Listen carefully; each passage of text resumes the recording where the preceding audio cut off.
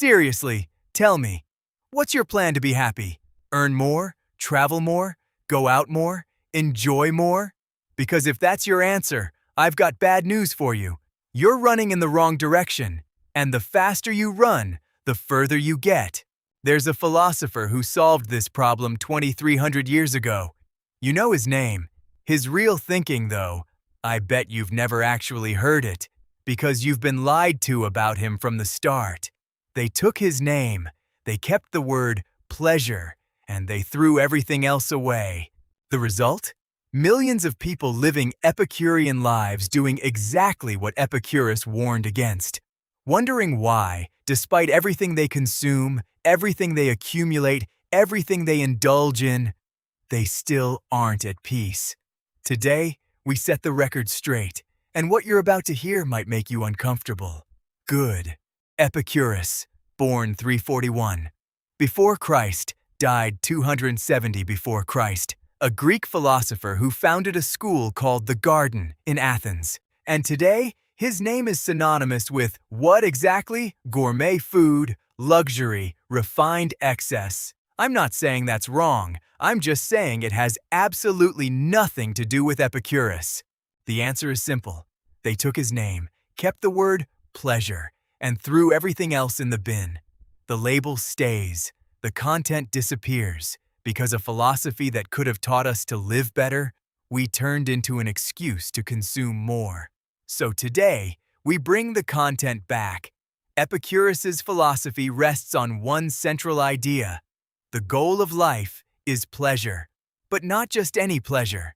Epicurus distinguishes between two types of pleasures. On one side, natural and necessary pleasures, eating when you're hungry, sleeping when you're tired, having sincere, deep relationships, staying warm, basic, instinctive things that respond to real needs. On the other side, vain pleasures, reputation, wealth accumulated beyond what's needed, excess at the table, luxury for luxury's sake.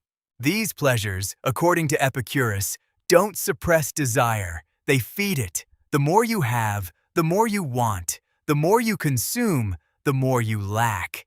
Epicurus says, be careful that your pleasures don't create more suffering than they spare you. This isn't morality, it's calculation, brutal common sense. If you drink 5 too many tonight, tomorrow morning you suffer. The balance is negative, so it's not Epicurean. Now we get to the central concept, Ataraxia. In Greek, it literally means absence of disturbance, tranquility of the soul. Epicurus says that's the real pleasure, not intensity, not the peak, not the dopamine hit, followed by emptiness, tranquility. How many times have you chased after something, convinced it was going to change everything, and once you had it, did you feel empty? The human brain adapts to pleasure quickly. Psychologists call it the hedonic treadmill. You run, you don't move forward. Ataraxia is stepping off the treadmill by choosing pleasures that don't create dependency. A simple meal with people you love. A calm morning. That's freedom according to Epicurus, not accumulation. Repeatability without lack. And here, I'm going to say something that might make you uncomfortable. This philosophy was thought up by Epicurus 2,300 years ago, and it describes with almost clinical precision what we're living through today.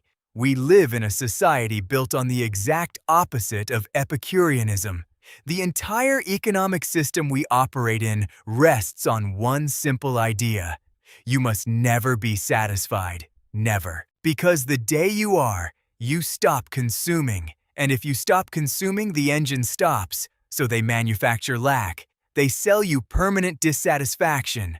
Marketing doesn't sell products. It sells the idea that without this product, your life is incomplete. Social media doesn't show you reality.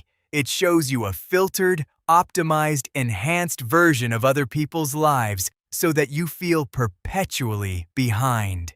And we call that modern life. Epicurus would call it a gilded cage. The real perversity of the system is that it uses Epicurus's own vocabulary against his philosophy. They talk to you about pleasure, happiness, enjoying life, but for what purpose? So you buy, so you scroll, so you stay hooked. The language of well-being in service of dependency. It's powerful. And it works. Being Epicurean today is therefore an almost subversive act. It's not deprivation. It's refusing to play the game. It's saying, I have enough. I sleep well. I have real friends. I eat well. I'm not suffering. I'm good. And that, in a world where happiness is measured by what you own and the image you project, is a radical position. But let's be concrete. What does applying Epicureanism in real life actually look like? First thing, reduce unnecessary desires, not pleasures. There's an enormous difference between the two. Epicurus doesn't say, don't eat well. He says, stop thinking you'll be happy the day you eat at a 3-star restaurant. Eat well today with what you have. The problem isn't in the pleasure. It's in the condition you attach to the pleasure. I'll be happy when... That's the toxic phrase. Epicurus tells you to cut it out. He doesn't say, don't love beautiful things. He says, stop making your happiness conditional on owning them. Second thing, take your friendship seriously. Epicurus was particularly clear on this. He said friendship is the greatest of external goods. More than wealth, more than fame, more than power. The garden, his school, was a community. People who lived together, ate together, philosophized together, not solitary contemplatives, genuinely connected people. And there's something ironic about that.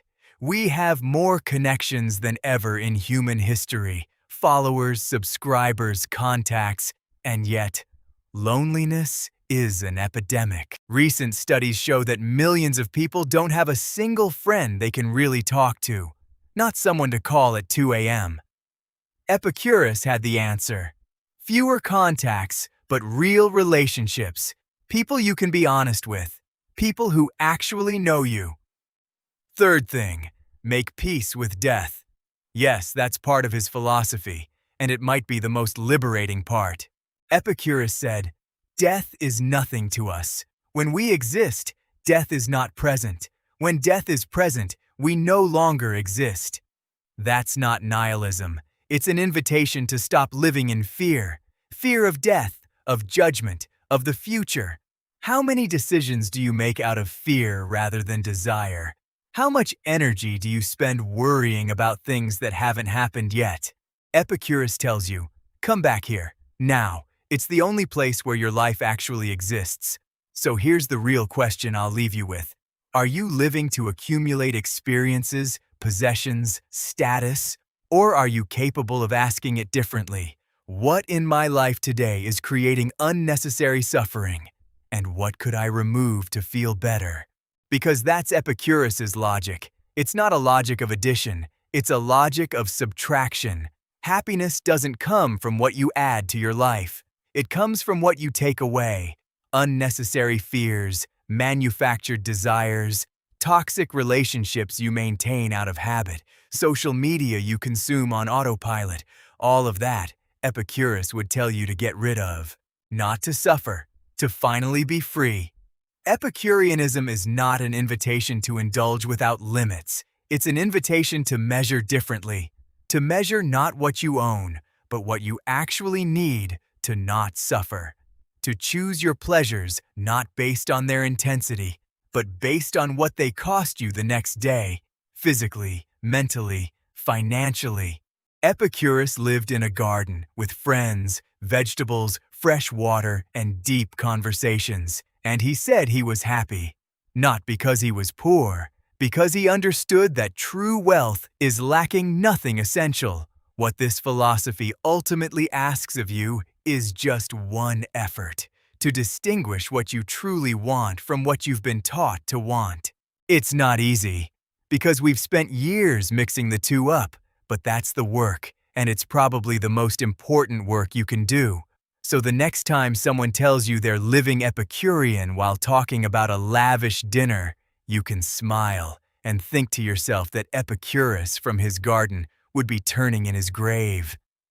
If you like this video, you know what to do. And if you want us to keep tearing apart misconceptions about great philosophies, say so in the comments. See you soon.